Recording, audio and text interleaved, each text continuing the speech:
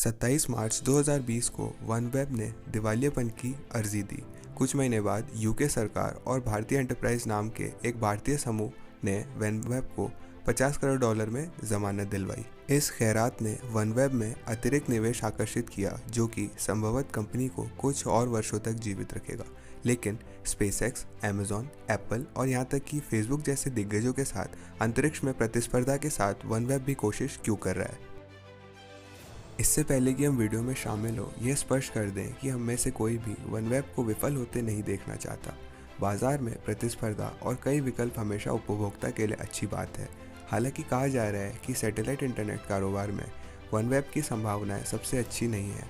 तो आइए एक नज़र डालते हैं कि वनवेब आज जहां है वहां तक कैसे पहुंचा है, और वो भी भारी नुकसान में क्यों है। वनवेब की स्थापना मूल रूप से 2012 में वर्ल्ड व्यू नाम से की गई थी। शुरुआत में कंपनी वास्तव में काफ़ी रूढ़िवादी थी, क्योंकि वे केवल 20 अलग अलग कक्षीय विमानों में संचालित 20 उपग्रहों को लॉन्च करना चाहते थे। शुरुआती दिनों में वनवेब के लिए सबसे महत्वपूर्ण कारकों में से एक इसके पीछे की टीम थी। शुरुआती कर्मचारियों में से अधिकांश बेहद प्रतिभाशाली व्यक्ति थे, जिन्होंने अपनी कंपनी विकसित करने का प्रयास करने के लिए गूगल को छोड़ दिया था। हालांकि प्रतिभा ही उनका एकमात्र फायदा नहीं था। वनवेब भी अंतरिक्ष में नेताओं के साथ तेजी से साझेदारी बना रहा था। नवंबर 2014 में खबर आई कि वनवेब स्पेसएक्स के साथ साझेदारी को सुरक्षित करने की कोशिश कर रहा था। कंपनियों का एक साथ एक कारखाना बनाने की सोच चल रही थी, जो उच्च मात्रा में कम लागत वाले उपग्रहों का उत्पादन कर सके। हालांकि स्टारलिंक के साथ मस्क की दृष्टि के कारण कोई सौदा नहीं होगा, क्योंकि वनवेब स्पेसएक्स के साथ सौदा नहीं कर सका। इसीलिए वह बाजार में उपग्रह निर्माण अनुबंध रखेगा और वह एयरबस और लॉकहीड मार्टिन के प्रेरित करने वाली कुछ उल्लेखनीय कंपनियों में बोलियां हासिल करेंगे।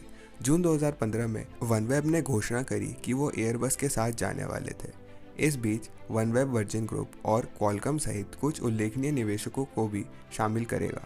नए साझेदार और निवेश वनवेब को कक्षा में 720 उपग्रहों तक अपनी उपग्रह दृष्टि को महत्वपूर्ण रूप से बढ़ाने की अनुमति देंगे। 2016 के अंत तक सॉफ्टबैंक ने बड़े पैमाने पर $1 बिलियन का निवेश किया कंपनी में और उसकी 40% हिस्सेदारी को अपना लिया। यह सब प्रचार भी जायज़ लग रहा था। 2017 के फरवरी में वनवेब ने घोषणा की कि उन्होंने अपनी कंपनी लगभग सभी संचार क्षमता के पहले ही बेच दिया है।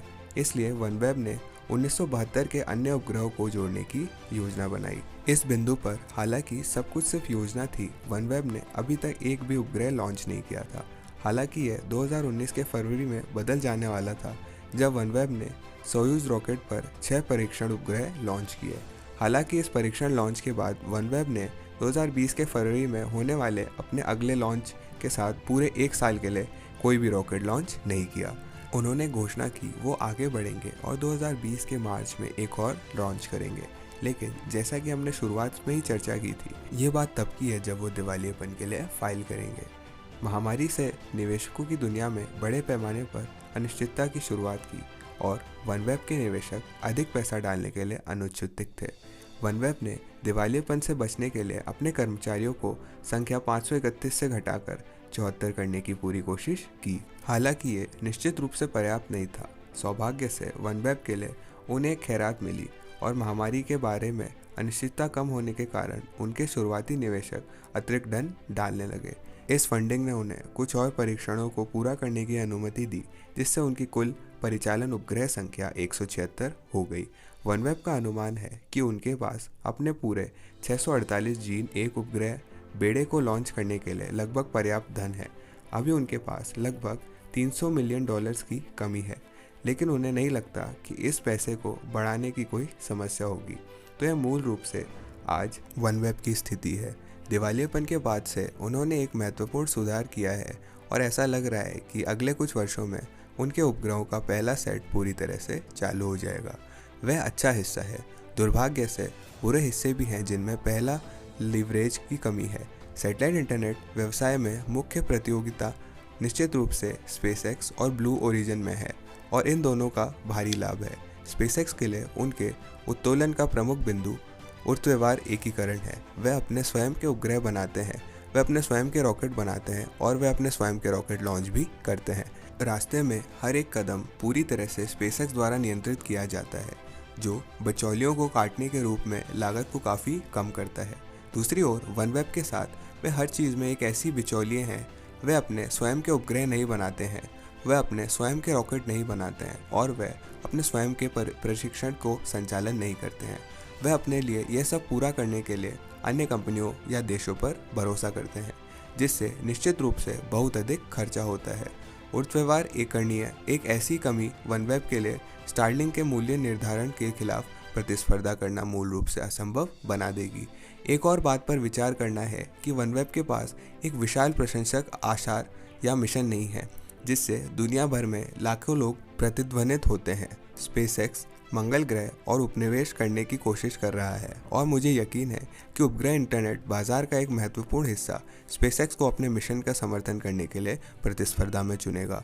ब्लू ओरिजिन या अमेजॉन के लिए जेफ बेजोस भी लंबवत एकीकृत मात्र लेने की कोशिश कर रहे हैं, लेकिन हाल ही में अमेजॉन ने घोषणा की कि वह उपग्रहों को अपने पहले सेट को लॉन्च करने के लिए यूरेलआर पर भरोसा करने जा रहे हैं। ऐसा लगता है कि जेफ बेजोस अभी भी भविष्य में लॉन्च के लिए ब्लू ओरिजिन का उपयोग करना चाहते हैं। हालांकि वे स्पेसएक्स को बहुत अधिक सीसा बनाने से रोकने के लिए इस बीच यूएलए के साथ समझौता कर रहे हैं। ये वास्तव में कोई फर्क नहीं पड़ता। हालांकि अमेजॉन ने उत्तोलन का बिंदु कभी भी ऊर्ध्वाधर एकीकरण नहीं था। अमेजॉन के प्रमुख लाभ उनका विशाल प्राइम सब्सक्राइबर बेस है, जो उनकी सेवाओं पर से प्यार करता है और अपने ग्राहक समर्थन को और भी अधिक प्यार करता है। जबकि मुझे यकीन है कि अंतरिक्ष के प्रति उत्साही लगभग हमेशा अमेजॉन पर स्पेसएक्स को चुनेंगे। औसत व्यक्ति वास्तव में परवाह ही नहीं करता और ये बात की बहुत संभावना है कि अमेजॉन इस जनसंख्याकीय के भीतर बड़ी सफलता पा सकता है जो ज़्यादातर सुविधा की तलाश में है। इसीलिए अपने प्रतिस्पर्धियों के विपरीत वनवेब का वास्तव में बाजार के भीतर मजबूत उत्तोलन नहीं है। हालांकि इससे भी महत्वपूर्ण बात यह है कि वनवेब विफल होने के लिए जोखिम नहीं उठा सकता है। महामारी के दौरान उनका निकट मृत्यु का अनुभव पूरे मूल रूप से इस बात को साबित करता है। आप लोगों ने फेसबुक, एप्पल और अन्य बड़े निगमों की स्पेसएक्स और अमेजॉन से खिलाफ प्रतिस्पर्धा करने की महत्वाकांक्षाओं के बारे में सुना होगा। इन देर से प्रवेश करने वाले वनवेब के सामने ही कमी है। उनके पास निर्माण क्षमता या उन्नत रॉकेट तकनीक नहीं है, लेकिन उनके पास जो कुछ है वो असफल होने की क्षमता है। एप्पल के पास लगभग $200 बिलियन नकद और फेसबुक के पास लगभग $65 बिलियन नकद है। इसलिए न तो कंपनी वास्तव में अपने स्वयं के उपग्रह इंटरनेट को लॉन्च करने की कोशिश में कुछ अरब या 10 अरब डॉलर जलाने से आहत होगी। यदि वे सफल होते हैं तो इनाम काफ़ी बड़ा होगा, जिसका अर्थ है कि उनका जोखिम अनुपात बेहद अनुकूल है। स्पेसएक्स के पास असफल होने के लिए भी भारी मार्जिन है। मेरा मतलब है कि स्पेसएक्स को लैंडिंग से पहले कितनी बार स्टारशिप प्रोटोटाइप को विस्फोट करना पड़ा, इस पर एक नज़र डालें। बात यह है कि क्रांतिकारी रॉकेट प्रौद्योगिकी पर पैसा जलाने के साथ निवेशक ठीक है जो हमें मंगल ग्रह पर ले जा सकता है। हालांकि वनवेब के साथ यदि नक्षत्र पर्याप्त मात्र उत्पन्न नहीं करना है, तो यदि उनके नक्षत्र में किसी प्रकार की तकनीकी विफलता है तो मुझे यकीन नहीं है कि वे निवेशक वास्तविक रूप से कितने समय तक टिके रहेंगे। और हम यह वनवेब के लिए अंतिम बड़े नुकसान में लाता है जो एक बदसूरत ट्रैक का इतिहास है। टेलीडेसिक वास्तव में 1990 के दशक में बिल गेट्स और मोबाइल टाइकून केंग्र मक्का द्वारा स्थापित समर्थित एक परियोजना थी। परियोजना के पीछे के लोगों को देखते हुए टेलीडेसिक आसानी से पिछले वित्त पोषणा और विनियमितता को हवा देने में सक्षम था। हालांकि उपग्रह सेवा की कम मांग को देखते हुए 2000 के दशक में शुरुआत में टेलीडेसिक को बंद कर दिया गया था। इसी तरह इंडीरियम संचार एक उपग्रह सेवा व्यवसाय था जिसने 1999 में .com बुलबुले को फटने से पहले दिवालियापन के लिए दायरा दिया था। वो अभी भी आसपास है, लेकिन पिछले 22 वर्षों में उन्होंने अभी तक वास्तव में कोई पैसा नहीं कमाया है। एक अन्य उपग्रह व्यवसाय जो फ्लॉप हो गया है वो है ग्लोबोस्टार और इसके कई और उल्लेखनीय उदाहरण हैं। उपग्रह सेवाओं के कारोबार में चेकर अतीत को देखते हुए बहुत से लोग संदेह करते हैं कि स्पेसएक्स और अमेजॉन भी उपग्रह इंटरनेट के सफलतापूर्वक खींच सकते हैं या नहीं। वे करते हैं या नहीं है, इससे कोई संदेह नहीं है, लेकिन उनके लिए ये भी कठिन यात्रा रही है। यह अनिश्चितता कब तक और बढ़ती जाती है जब हम वनवेब जैसे स्टार्टअप पर एक एक नज़र डालते हैं। और ऐसा क्यों लगता है कि वनवेब के पास मौका भी नहीं है, जबकि यह सभी आलोचनाएं पूरी तरह से निष्पक्ष और सटीक है। वनवेब के लिए कुछ कारक हैं, जैसे कि उनका आत्म जागरूकता। वनवेब जानता है कि उपभोक्ता उद्योग में स्पेसएक्स और अमेजॉन के खिलाफ प्रतिस्पर्धा करना, जहां ब्रांड छवि अत्यंत महत्वपूर्ण है, मूल रूप से व्यर्थ है। इसीलिए वे इस बाजार को लक्षित नहीं कर रहे हैं। मार्च 2021 में वनवेब ने घोषणा की कि उनके प्राथमिक लक्षित दर्शक व्यवसाय, सरकार, फोन नेटवर्क संचालन और समुदाय के समूह थे। बड़े उपभोक्ता बाजार में बचकर वनवेब काफ़ी हद तक सीधे स्पेसएक्स और अमेजॉन के खिलाफ प्रतिस्पर्धा से बचने में सक्षम है। इसके अलावा वाणिज्यिक ग्राहकों के लिए लक्षित करने वनवेब अपने ग्राहक आधार को कुछ ऐसे ग्राहकों तक कम कर सकता है जो बहुत अधिक भुगतान करते हैं या जो संभवतः 10 मिलियन मुख्यधारा को उपभोक्ताओं की तुलना में अधिक आसान होगा। दिन के अंत में वनवेब वास्तव में किसी एक श्रेणी में नहीं चमकता है।